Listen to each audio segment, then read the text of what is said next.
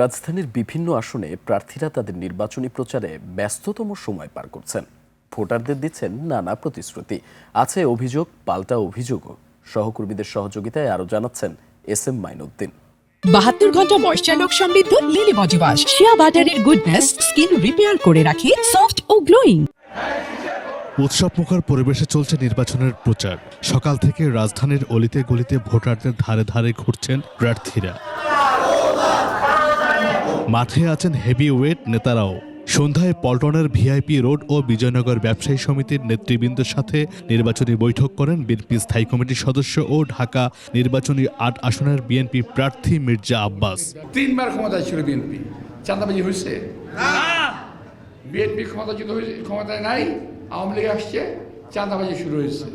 যদি চাঁদাবাজি কেউ করে, আমি চ্যালেঞ্জ করে বলেছি বারবার, এই সরকার কেন গ্রেফতার করছে না ওদেরকে?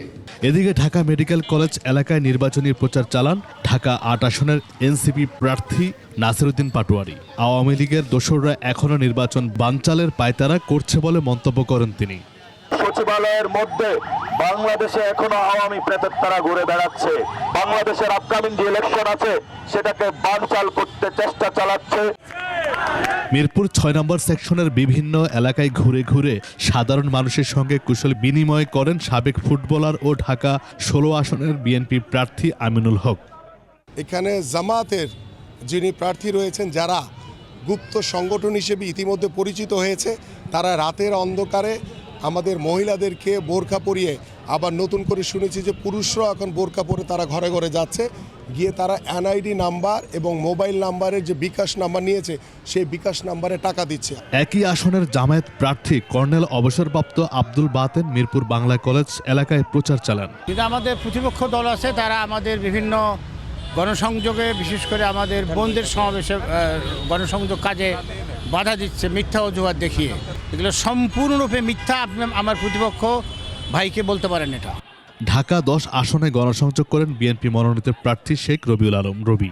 আমার বিশ্বাস জনগণ স্বতঃস্ফূর্তভাবে ১২ ফেব্রুয়ারি নির্বাচনে অংশ নিয়ে রায়ের মাধ্যমে বিএনপিকে এবং আমাকে তাদের পাশে থাকার সুযোগ করে দেবে। ঢাকা ১২ আসনে বিএনপি সমর্থিত কোদাল প্রতীকের প্রার্থী বিপ্লবী ওয়ার্কার্স পার্টির সাধারণ সম্পাদক সাইফুল হক।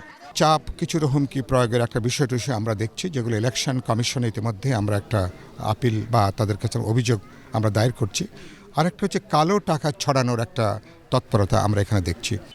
ঢাকা ১৫ আসনে কাপরুল এলাকায় ধানের শীষের পক্ষে নির্বাচনী প্রচার চালান বিএনপি নেতাকর্মীরা। জামাতের যে লোকজন, তাদের যে প্রচার টিমগুলো, এরা ভোটারের দ্বারে দ্বারে গিয়ে ভোটারের কাছ থেকে তাদের এনআইডি নাম্বারটা সংগ্রহ করছে, তাদের মোবাইল নাম্বার নিচ্ছে। তবে সাবেক শিবির নেতা বলেছেন অভিযোগ ভিত্তিহীন। একটা ডকুমেন্টস দেখান আপনাদের মাধ্যমে, যেহেতু ওনারা অভিযোগ করেছে, আমার পরামর্শ থাকবে আপনাদের কাছে এই ডকুমেন্টসগুলো চাইবেন, প্রমাণগুলো চাইবেন।